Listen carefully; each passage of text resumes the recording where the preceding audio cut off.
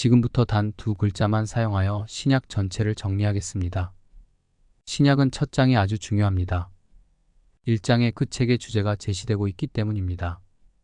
그래서 이제 각 책의 첫 장을 주도 면밀하게 살펴보면서 단 두 글자로 신약을 총정리하겠습니다.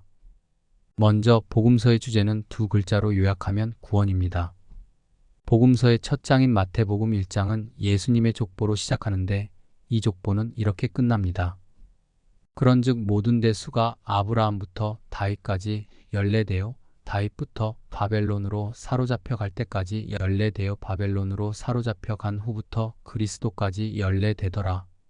여기 보면 바벨론으로 사로잡혀 간다는 말이 거듭 사용되었는데 바벨론 유수란 주전 586년 바벨론 제국의 느부갓네살 왕이 예루살렘 성전과 성을 함락시키고 유다 왕 시드기야의 두 눈을 도려낸 후 발에 청동 족쇄를 채운 채 백성들과 함께 바벨론으로 끌고 간 사건을 말합니다. 여호와 하나님께 선택받은 유일한 민족으로서 자부심이 대단했던 유대 민족이 사탄의 자손이라고 멸시했던 이방인들의 말발굽 아래 처참하게 유린당한 사건이 바로 바벨론 포로였습니다. 우리로 따지면 일제 36년간의 강점기와 같은 치욕의 역사였습니다. 그런데 왜 하필 신약을 시작하는 마태복음 첫 장에 이스라엘 역사상 가장 수치스러운 사건, 그래서 차마 입에 담고 싶지 않은 사건인 바벨론 유수가 거듭 언급되고 있는 걸까요? 그 이유는 하나님의 언약 백성인 이스라엘이 지금 신바벨론인 로마의 포로 상태, 더 나아가서 죄의 포로 상태에 놓여 있다는 사실을 주지시키기 위함입니다. 그래서 그 죄와 죽음에 사로잡혀 있는 이스라엘에게 구원을 주기 위해서 오신 메시아가 있는데 그분이 바로 나사렛 예수라고 하는 것입니다. 마태복음 1장 21절의 예수라는 이름의 뜻이 바로 자기 백성을 그들의 죄에서 구원할 자라는 사실이 이러한 점을 뒷받침합니다. 사탄에 의해 죄의 포로 상태에 있는 자기 백성 이스라엘을 구원하러 이 땅에 성육신하신 메시아가 바로 예수시다. 이것이 복음서가 전하고자 하는 핵심 메시지요, 주제입니다. 역사서인 사도행전의 주제도 두 글자로 요약하면 성령입니다. 복음서와 마찬가지로 사도행전 또한 1장의 주제가 제시됩니다. 1장 8절에 오직 성령이 너희에게 임하시면 너희가 권능을 받고 예루살렘과 온 유대와 사마리아와 땅끝까지 이르러 내 증인이 되리라는 말씀이 사도행전의 주제 성구입니다. 사도행전은 오순절 성령 강림 사건을 통해 성령 충만한 제자들이 하나님의 말씀인 복음을 예루살렘을 기점으로 인근 지역인 유대와 사마리아를 거쳐온 세상에 전파하는 내용입니다. 사도행전은 사도들이 주인공이 아니라 성령님이 주인공인 성령행전입니다. 서신서 또한 첫 장의 주제가 제시되는데 로마서의 주제를 두 글자로 요약하면 복음입니다. 사도 바울은 로마서를 시작하는 첫 장에서부터 이 편지를 통해 자신이 다루고자 하는 주된 화두는 복음이라는 사실을 분명히 합니다. 그는 1장을 복음이라는 단어로 거의 도배하다시피 합니다. 예수 그리스도의 종 바울은 사도로 부르심을 받아 하나님의 복음을 위하여 택정함을 입었으니 이 복음은 하나님이 선지자들을 통하여 그의 아들에 관하여 성경에 미리 약속하신 것이라. 내가 그의 아들의 복음 안에서 내 심령으로 섬기는 하나님이 나의 증인이 되시거니와 항상 내 기도에 쉬지 않고 너희를 말하며 그러므로 나는 할 수 있는 대로 로마에 있는 너희에게도 복음 전하기를 원하노라. 내가 복음을 부끄러워하지 아니하노니 이 복음은 모든 믿는 자에게 구원을 주시는 하나님의 능력이 됨이라. 먼저는 유대인에게요 그리고 헬라인에게로다. 복음에는 하나님의 의가 나타나서 믿음으로 믿음에 이르게 하나니 기록된 바 오직 의인은 믿음으로 말미암아 살리라 함과 같으니라. 사도는 이제 자신이 서론인 1장에서 예고한 이 주제에 따라 로마서 본론을 채워나갑니다. 그는 이 4장에서 믿음으로만 경험할 수 있는 하나님의 의의 계시인 복음을, 5, 8장에서 구원을 위한 하나님의 능력인 복음을, 9, 11장에서 복음과 이스라엘의 관계를, 그리고 12, 15장에서 복음과 삶의 변화를 다룹니다. 고린도전후서의 주제는 분쟁입니다. 속된 말로 고린도 교회는 서로 박 터지게 싸우는 교회입니다. 1장에 보면 바울은 분쟁이 본 서신의 주된 화두라는 사실을 분명히 밝힙니다. 형제들아 내가 우리 주 예수 그리스도의 이름으로 너희를 권하노니 모두가 같은 말을 하고 너희 가운데 분쟁이 없이 같은 마음과 같은 뜻으로 온전히 합하라. 내 형제들아 근로의 지편으로 너희에게 대한 말이 내게 들리니 곧 너희 가운데 분쟁이 있다는 것이라. 이렇게 바울은 서론에서 분쟁이라는 주제를 예고한 후에 본론 곳곳에서 고린도 교회가 사분오열되어 있음을 지적합니다. 고린도전서 1~4장에서 사도는 최소한 4개의 파벌로 나뉘어진 파당 문제를, 8~10장에서 우상에게 바쳐진 재물을 먹는 문제를, 11장에서 가진 자와 못 가진 자의 문제를, 12~14장에서 영적 은사 문제를 다룹니다.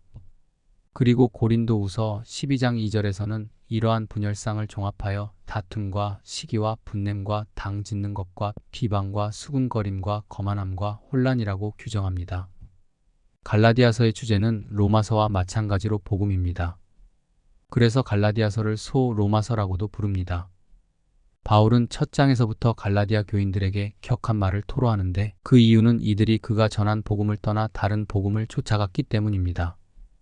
그리스도의 은혜로 너희를 부르신 이를 이같이 속히 떠나 다른 복음을 따르는 것을 내가 이상하게 여기노라. 사도는 다른 복음을 강력히 부인하며 다른 복음을 전하면 저주를 받을 것이라고 경고합니다. 다른 복음은 없나니 다만 어떤 사람들이 너희를 교란하여 그리스도의 복음을 변하게 하려 함이라. 그러나 우리나 혹은 하늘로부터 온 천사라도 우리가 너희에게 전한 복음 외에 다른 복음을 전하면 저주를 받을지어다. 우리가 전에 말하였거니와 내가 지금 다시 말하노니 만일 누구든지 너희가 받은 것 외에 다른 복음을 전하면 저주를 받을지어다. 에베소서의 주제는 2글자로 요약하면 교회입니다. 이러한 사실은 첫 장부터 예고됩니다. 1장에서 바울은 교회라는 말을 2번 반복하면서 이 주제를 편지 수신자들에게 미리 알려줍니다. 또 만물을 그의 발 아래에 복종하게 하시고 그를 만물 위에 교회의 머리로 삼으셨느니라. 교회는 그의 몸이니 만물 안에서 만물을 충만하게 하시는 이 충만함이니라. 이어서 사도는 편지 본론인 이 5장에서 다양한 은유를 사용하여 교회를 묘사합니다. 먼저 그는 2장에서는 교회를 그리스도 안에서 창조된 하나님의 작품, 유대인과 이방인에게서 창조된 한 세 사람, 성령 안에서 하나님께서 거하시는 성전이라고 말합니다. 그리고 4장과 5장에서는 그리스도의 몸, 그리스도의 신부 등의 이미지로 그려냅니다. 빌립보서의 주제는 2글자로 요약하면 기쁨입니다. 기쁨 혹은 기뻐하다라는 용어는 편지 전체에서 총 16번 등장하는데 1장에서부터 반복됩니다. 간구할 때마다 너희 무리를 위하여 기쁨으로 항상 간구함은 거칠애로 하나 참으로 하나 무슨 방도로 하든지 전파되는 것은 그리스도니 이로써 나는 기뻐하고 또한 기뻐하리라. 그리고 이어서 매 장마다 이 기쁨의 주제가 거론됩니다. 장별로 한 절씩만 뽑아보면 다음과 같습니다. 만일 너희 믿음의 재물과 섬김 위에 내가 너를 전제로 드릴지라도 나는 기뻐하고 너희 무리와 함께 기뻐하리니 이와 같이 너희도 기뻐하고 나와 함께 기뻐하라. 끝으로 나의 형제들아 주 안에서 기뻐하라. 너희에게 같은 말을 쓰는 것이 내게는 수고로움이 없고 너희에게는 안전하니라. 주 안에서 항상 기뻐하라. 내가 다시 말하노니 기뻐하라. 사실 빌립보서를 쓰는 바울이나 빌립보서를 받아 읽는 빌립보 교인들이나 상황적으로 보면 기뻐할 조건이 하나도 없는 상태입니다. 사도는 지금 옥에 갇혀서 무죄 석방될 것이냐, 사형 선고를 받을 것이냐 생사의 갈림길에 서 있었습니다. 빌립보 교회 또한 환난과 궁핍과 내분이라는 삼중고에 시달리고 있었습니다. 이러한 극한 상황 속에서도 그리스도를 전폭적으로 의지하는 심령은 말로 다할 수 없는 기쁨을 누릴 수 있음을 미리 빌립보 교인들에게 일러주기 위해 바울 사도는 편지 첫 장에서부터 기쁨이라는 용어를 반복해서 사용하고 있는 것입니다. 골로새서의 주제는 2글자로 요약하면 으뜸입니다. 이 주제는 첫 장에서 동의어와 함께 여러 번 반복됩니다. 그는 보이지 아니하는 하나님의 형상이시요 모든 피조물보다 먼저 나신 이시니 그는 몸인 교회의 머리시라. 그가 근본이시요 죽은 자들 가운데서 먼저 나신 이시니 이는 친히 만물의 으뜸이 되려 하심이요.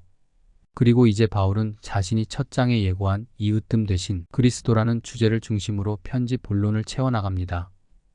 그래서 1장 5절로부터 2장 7절에서는 인격적인 관계 면에서 으뜸 대신 그리스도를, 2장 8절로부터 3장 4절에서는 교리 면에서 으뜸 대신 그리스도를, 3장 5절로부터 4장 6절에서는 윤리 면에서 으뜸 대신 그리스도를 다룹니다. 사도가 시쳇말로 으뜸 대신 그리스도에 이렇게 꽂힌 이유는 거짓 교사들이 자신들이 본 것들을 지나치게 중요하게 여긴 나머지 으뜸 되신 그리스도를 붙들지 않았기 때문입니다. 데살로니가전후서의 요지는 두 글자로 정리하면 강림입니다. 이 종말론적 주제는 먼저 데살로니가전서 1장 곧 1장 10절에 제시됩니다. 또 죽은 자들 가운데서 다시 살리신 그의 아들이 하늘로부터 강림하실 것을 너희가 어떻게 기다리는지를 말하니, 이어서 두 서신 모두 매 장마다 강림이라는 단어가 단골 메뉴로 등장합니다. 우리의 소망이나 기쁨이나 자랑의 면류관이 무엇이냐? 그가 강림하실 때 우리 주 예수 앞에 너희가 아니냐? 너희 마음을 굳건하게 하시고 예수께서 그의 모든 성도와 함께 강림하실 때 하나님 우리 아버지 앞에서 거룩함에 흠이 없게 하시기를 원하노라. 우리가 주의 말씀으로 너희에게 이것을 말하노니 주께서 강림하실 때까지 우리 살아남아 있는 자도 자는 자보다 결코 앞서지 못하리라. 주께서 호령과 천사장의 소리와 하나님의 나팔 소리로 친히 하늘로부터 강림하시리니 그리스도 안에서 죽은 자들이 먼저 일어나고 평강의 하나님이 너희를 온전히 거룩하게 하시고 너희의 영과 혼과 몸이 우리 주 예수 그리스도께서 강림하실 때에 흠없게 보존되기를 원하노라. 그날에 그가 강림하사 그의 성도들에게서 모든 믿는 자들에게서 놀랍게 여김을 얻으시리니 이는 우리의 증거가 너희에게 믿어졌음이라. 형제들아, 우리가 너희에게 구하는 것은 우리 주 예수 그리스도의 강림하심과 우리가 그 앞에 모임에 관하여 그때에 불법한 자가 나타나리니 주 예수께서 그의 입의 기운으로 그를 죽이시고 강림하여 나타나심으로 패하시리라. 데살로니가 교인 가운데 일부는 오늘날 시한부 종말론자들처럼 그리스도의 강림이 임박했다고 생각하고 주님 맞을 준비를 한다는 미명하에 하라는 일은 않고 빈둥빈둥 놀면서 무의도식하고 있었습니다. 이에 바울 사도는 데살로니가전서 첫 장에서부터 강림이라는 단어를 남발하면서 그들의 그릇된 종말론을 교정시키려고 애를 쓰고 있는 것입니다. 목회서신의 주제는 두 글자로 요약하면 교훈입니다. 이러한 사실은 목회서신 전체 서론부에 해당하는 디모데전서 1장에 잘 내포되어 있습니다. 내가 마게도냐로 갈 때에 너를 권하여 에베소에 머물라 한 것은 어떤 사람들을 명하여 다른 교훈을 가르치지 말며 신하와 족보에 끝없이 몰두하지 말게 하려 함이라. 이 교훈의 목적은 청결한 마음과 선한 양심과 거짓이 없는 믿음에서 나오는 사랑이거늘 사람들이 이에서 벗어나 헛된 말에 빠져 음행하는 자와 남색하는 자와 인신매매를 하는 자와 거짓말하는 자와 거짓 맹세하는 자와 기타 바른 교훈을 거스르는 자를 위함이니 이 교훈은 내게 맡기신 바복 되신 하나님의 영광의 복음을 따름이니라. 여기 보면 바울은 교훈이라는 말을 연거푸 사용해서 두 교훈, 즉 바른 교훈과 다른 교훈을 의도적으로 대비시킴으로써 자신이 편지들을 쓴 주목적은 디모데와 디도가 다른 교훈으로부터 교인들을 지키며 그들이 바른 교훈 안에 머물러 신앙생활을 잘할 수 있도록 권면하기 위함임을 분명히 드러냅니다. 빌레몬서의 주제는 두 글자로 요약하면 사랑입니다. 빌레몬이라는 이름은 형제를 사랑하다라는 헬라어 동사 필레오에서 파생된 말로 사랑받는 자라는 뜻입니다. 편지를 시작하자마자 바울은 이름에 걸맞게 빌레몬을 자신이 사랑하는 동역자라고 칭합니다. 그리고 이어서 거듭해서 바울은 사랑이라는 단어를 사용합니다. 먼저 서두에서부터 사랑의 이슈를 강조합니다. 주 예수와 및 모든 성도에 대한 내 사랑과 믿음이 있음을 들음이니 내가 너의 사랑으로 많은 기쁨과 위로를 받았노라. 편지 본론에서도 사도는 빌레몬의 풍부한 사랑에 호소하여 그의 종 오네시모에게 관용을 베풀어 줄 것을 간청합니다. 도리어 사랑으로서 간구하노라. 나이가 많은 나 바울은 지금 또 예수 그리스도를 위하여 갇힌 자 되어. 그리고 본론 말미에서 좀 더 구체적으로 빌레몬이 더 이상 오네시모를 종으로 대하지 말고 사랑하는 형제로 대해달라고 부탁합니다. 이후로는 종과 같이 대하지 아니하고 종 이상으로 곧 사랑하는 형제로 둘 자라. 히브리서의 주제는 두 글자로 요약하면 우월입니다. 저자는 서두에서부터 이 주제를 분명히 합니다. 옛적의 선지자들을 통하여 여러 부분과 여러 모양으로 우리 조상들에게 말씀하신 하나님이 이 모든 날 마지막에는 아들을 통하여 우리에게 말씀하셨으니 이 아들을 만유의 상속자로 세우시고 또 그로 말미암아 모든 세계를 지으셨느니라. 이는 하나님의 영광의 광채시요 그 본체의 형상이시라. 그의 능력의 말씀으로 만물을 붙드시며 죄를 정결하게 하는 일을 하시고 높은 곳에 계신 지극히 크신 이의 우편에 앉으셨느니라. 여기 보면 히브리서 기자는 그리스도가 만유의 상속자, 우주의 창조자, 하나님의 영광의 광채, 본체의 형상, 만물의 보존자, 죄의 정결자, 우편 제의자이신 것을 지적하면서 구약 선지자들보다 우월하다는 사실을 칠중으로 강조합니다.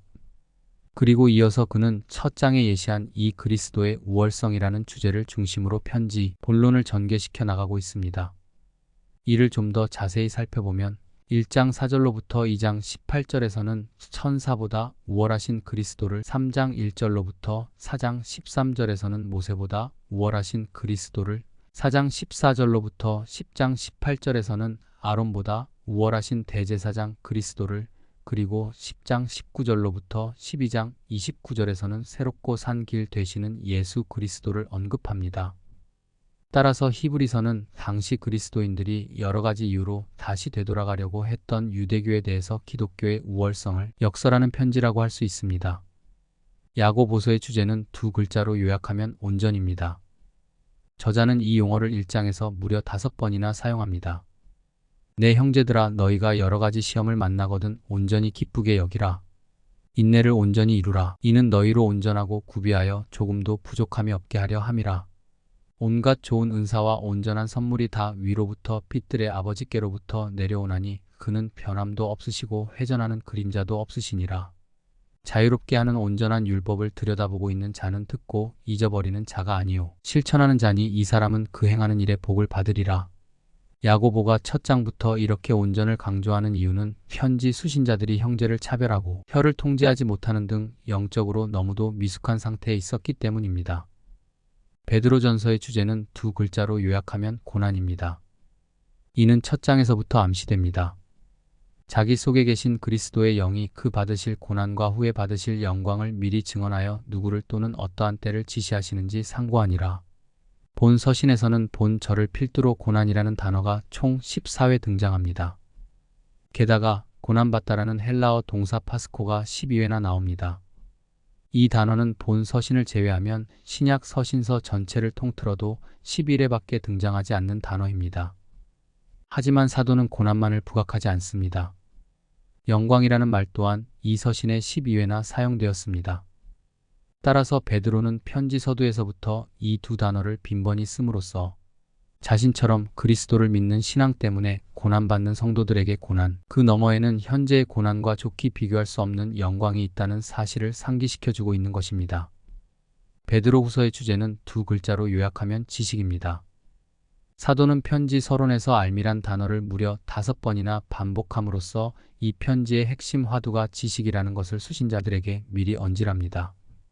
하나님과 우리 주 예수를 알므로 은혜와 평강이 너희에게 더욱 많을지어다. 그의 신기한 능력으로 생명과 경건에 속한 모든 것을 우리에게 주셨으니 이는 자기의 영광과 덕으로서 우리를 부르신 이를 알므로 말미암음이라. 그러므로 너희가 더욱 힘써 너희 믿음의 덕을, 덕의 지식을, 지식의 절제를, 절제의 인내를, 인내의 경건을, 경건의 형제 우애를, 형제 우애의 사랑을 더하라. 이런 것이 너희에게 있어 흡족한즉 너희로 우리 주 예수 그리스도를 알기에 게으르지 않고 열매 없는 자가 되지 않게 하려니와. 이렇게 베드로는 서론에서 주제에 대한 힌트를 준 후 이제 본론에서 이와 동일한 단어를 사용하여 이 주제를 집중 조명합니다. 먼저 1장 후반부에서는 현지 수신자들이 우선적으로 알아야 할 것을 다음과 같이 제시합니다. 먼저 알 것은 성경의 모든 예언은 사사로이 풀 것이 아니니 예언은 언제든지 사람의 뜻으로 낸 것이 아니요 오직 성령의 감동하심을 받은 사람들이 하나님께 받아 말한 것임이라. 이어서 2장에서는 거짓 선지자들이 일어날 것을 경고하고 구약의 3가지 사례를 들어 이 거짓 선지자들은 필히 하나님의 심판을 받게 될 것이므로 이들의 속성과 삶을 분별할 줄 아는 영적 통찰력을 기를 것을 독자들에게 권면합니다. 그리고 끝으로 3장에서는 다시 한번 알미라는 단어를 사용하여 주님을 아는 지식에서 성장할 것을 권고하면서 편지를 마무리합니다. 오직 우리 주 곧 구주 예수 그리스도의 은혜와 그를 아는 지식에서 자라가라. 요한서신의 주제는 두 글자로 요약하면 진사입니다. 요한서신에서는 두 용어가 반복해서 등장하는데 그 중에 하나는 진리입니다. 진리를 의미하는 헬라어 알레테이아는 일반 서신에서 총 26번 사용되었는데 그중 요한서신에만 20번 등장합니다. 요한이 애용하는 또 하나의 용어는 사랑입니다. 사랑에 해당하는 헬라어 아가페는 일반 서신에서 21번 사용되었는데 그 가운데 요한 서신에만 18번 발견됩니다. 사도는 이 용어를 거듭거듭 사용해서 자신의 편지 수신자들에게 진리 안에서 서로 사랑할 것을 역설합니다.